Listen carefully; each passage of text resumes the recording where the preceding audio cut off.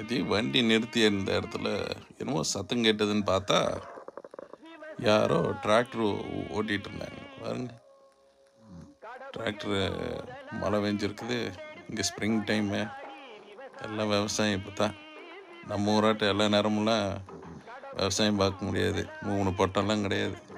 இங்கே வெயில் அடிக்கும் போது தான் மாதம் 6 மாதம்தான் ஒரு வருஷத்தில்.